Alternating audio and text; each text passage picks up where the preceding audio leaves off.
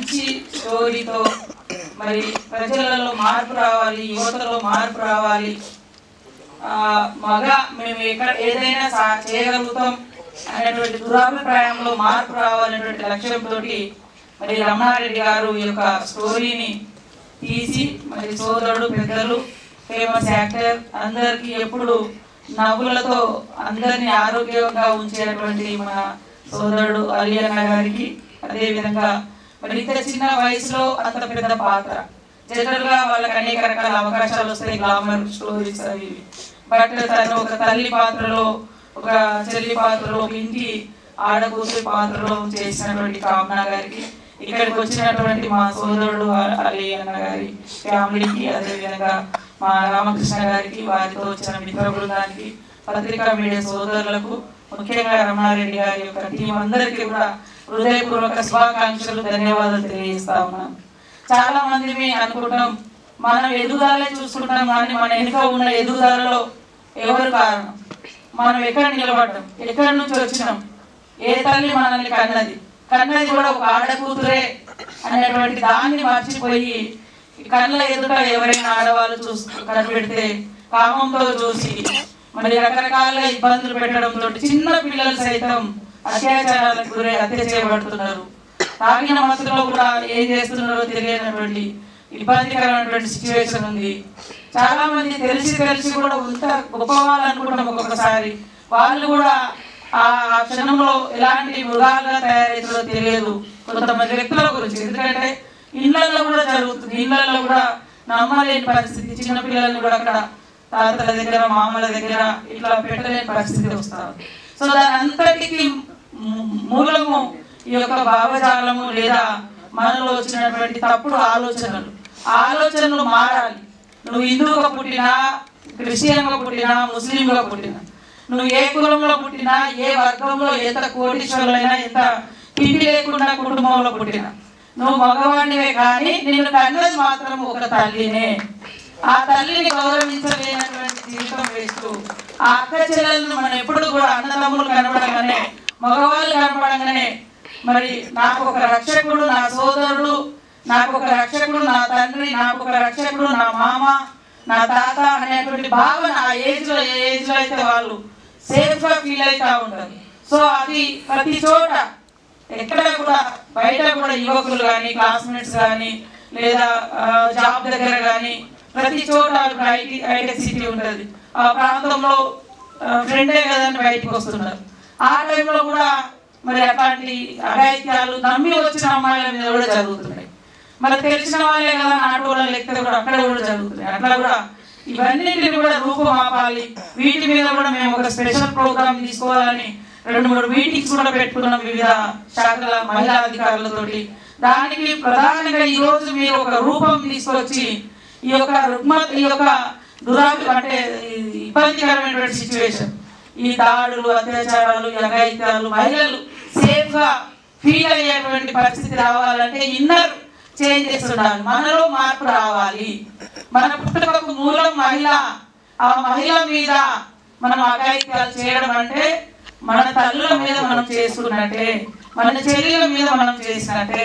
కాబట్టి అందరు మహిళలు మన కుటుంబ సభ్యులాగానే మనం రెస్పెక్ట్ ఇచ్చుకోవాలనేటువంటి భావనతోటి ఈరోజు ఈ యొక్క స్టోరీ సాంగ్ రావడం జరిగింది.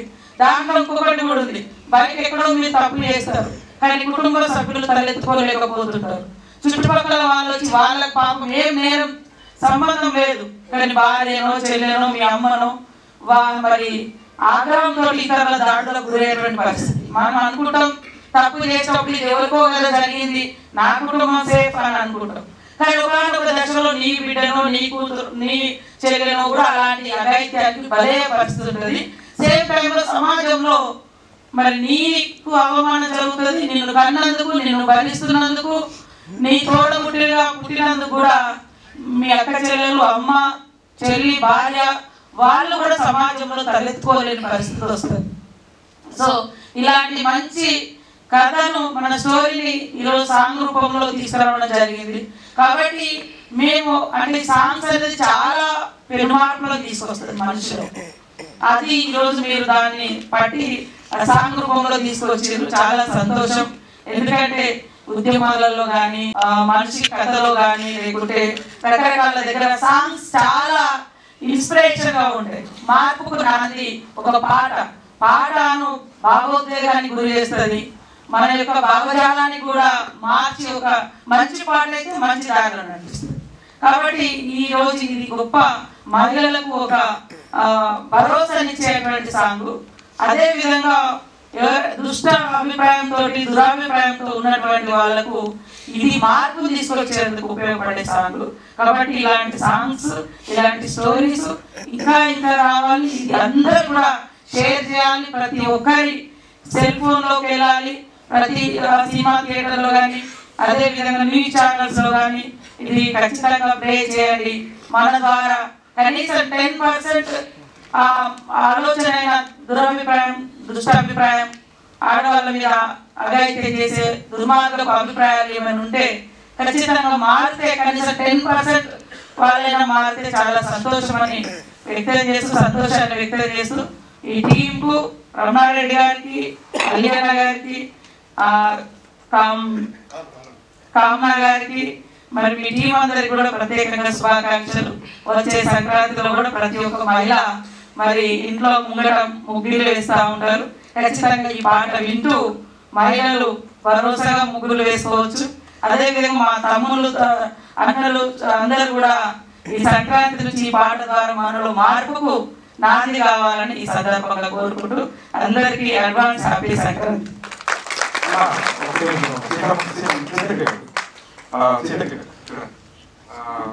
మేడం, ఇది ఇంత మంచి సాంగ్ నిజంగానే ఒక స్టార్ చేయాలంటే నిజంగా ఎంతో ఖర్చు అవుతుంది. గవర్నమెంట్ కూడా ఇనిషియేషన్ తీసుకుని చేస్తే చాలా ఖర్చు అవుతుంది. వీళ్ళందరూ చాలా ఒక మహిళ మీద గౌరవంతో, అమ్మ మీద రెస్పెక్ట్ ఉంది. ఒక ఆడపిల్లని మనం కాపాడుకుందాం ఉద్దేశంతో చేసినందుకు మీరు వచ్చి మీరంతా అప్రిషియేట్ చేసినందుకు చాలా థ్యాంక్స్. ఎందుకంటే చాలా మందికి వెళ్ళాలి, ఒక మీడియా పరంగా కూడా వెళ్ళాలి. అట్ ద సేమ్ టైం ఇది తెలంగాణ గవర్నమెంట్ నుంచి మనం కూడా మనం సబ్జెక్ట్ చేయగలమా, ఏదంటే ఒక మంచి విషయం. కాబట్టి మీరు మినిస్టర్ హోదాలో ఉన్నారు కాబట్టి మీ వంతుగా మీరేం చేయగలరు మేడం?